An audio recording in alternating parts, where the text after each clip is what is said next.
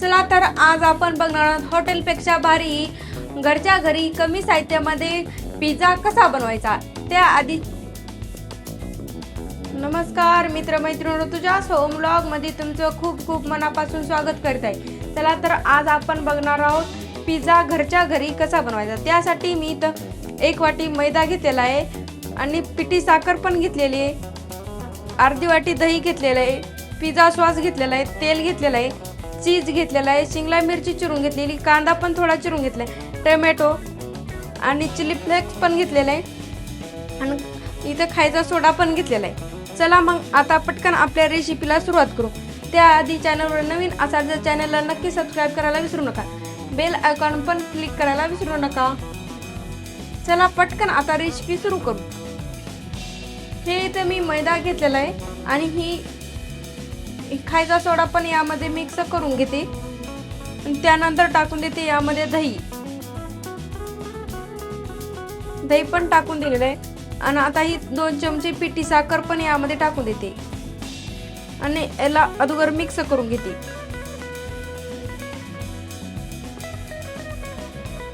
नंतर थोडं तेल पण टाकून देणार आहे आणि आता याचा थोडा उंडा कणिक मळून घ्यायचं। यामध्येच माझा उंडा मळून तयार होतो। जर नाही मळला तुमचा उंडा यामध्ये तर तुम्ही थोडं कोमट पाणी घेऊ शकता। पाहू शकता अशा पद्धतीने आपलं कणिक मळून तयार झालेलं आहे। आता मी याला 1 ते पाऊण तास असंच याला मुरुदाला ठेवून देणार आहे साईडला।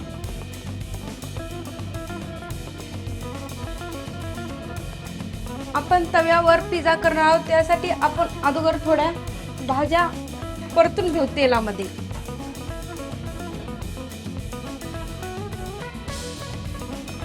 थोडं तेल टाकून थोड्याच परतून घेणार आहे मी।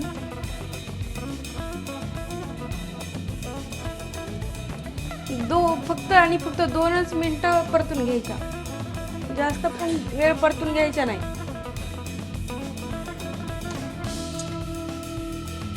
कारण आपण अगोदर तव्यावर पिझ्झा बनवणार आहोत ना, त्यासाठी भाज्या अगोदर परतून घ्यायच्या। कांदा टाकलेला आहे, त्यानंतर त्यामध्ये टाकून ती शिमला मिरची, थोडं मीठ टाकून देते कारण मिठानं लवकर परततील आणि टोमॅटो पण टाकून देते। हे पाहू शकता अशा आपल्या भाज्या परतलेल्या आहेत 3 मिनिटानंतर। आता मी गॅस बंद करून घेते आणि थोडा चिली फ्लेक्स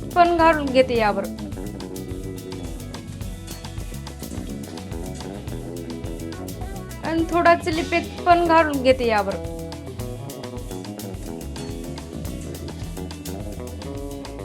आपल्या भाज्या पण रेस्ट करून तयार झाल्यात आणि सॉस पण तयार आहे आणि आता घेऊत आपण पिझ्झा बनवायला आणि थोडं याला मळून घेते। उंडा पण असा मुरलेला आहे आपला। आता मी इथे पोळपाट घेतलेला आहे आणि हा उंडा पण घेतलेला आहे। आता यावर थोडा मैदा टाकून देते मी।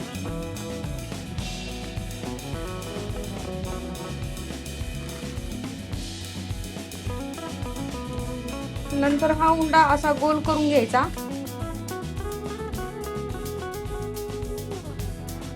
तर ठेवून द्यायचा यावर आणि थोडं लाटून घ्यायचं।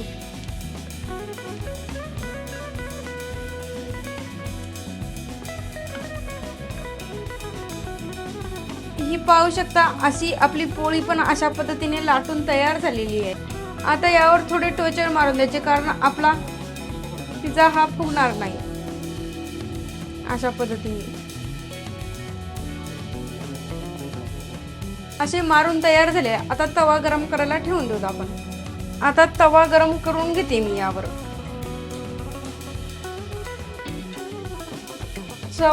तवा चांगला गरम होऊ द्यायचा आपला तवा पण गरम झालेला आहे। आता आपण टाकून देऊ हा पिझ्झा त्यावर।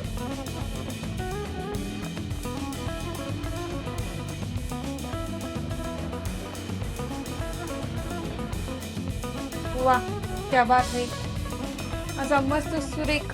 आता खालची बाजू अगोदर भाजू द्यायची आपला खालच्या साईडला असा खरपूस पिझ्झा भाजलेला आहे. आता आपण याला घेऊ पलटून.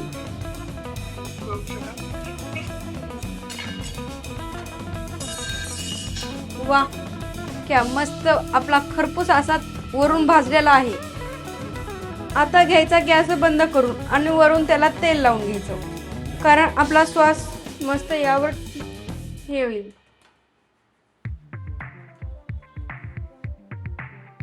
वाह, क्या बात है.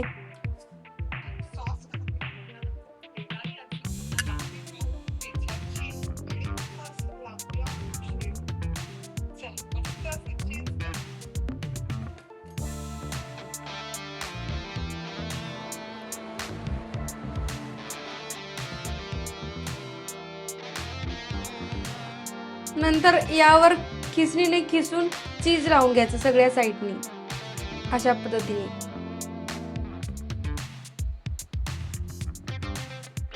वा, असं चीज पण टाकून तयार झालेलं आहे. आता यावर टाकून द्यायच्या भाज्या अशा पद्धतीने टाकून घ्यायच्या.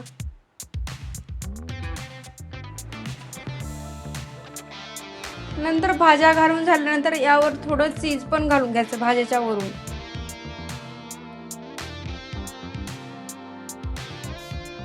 नंतर चीज घातल्याच्या नंतर परत गॅस लावून घ्यायचा एकदम कमी गॅसवर. परत 5 ते 10 मिनिटं यांना हे करून घ्यायचं आणि त्यावर थोडी प्लेट किंवा काय पण झाकून घ्यायचं थोडं. हे पाहू शकता 5 मिनिटानंतर आपला पिझ्झा असा तयार झालेला आहे. आता आपण याला काढून घेऊ. हे पाहू शकता मी इथं पिझ्झा काढून घेतलेला आहे. आता आपण काढून घेतल्यानंतर पिझ्झा आता आपण काप करून घेणार आहोत.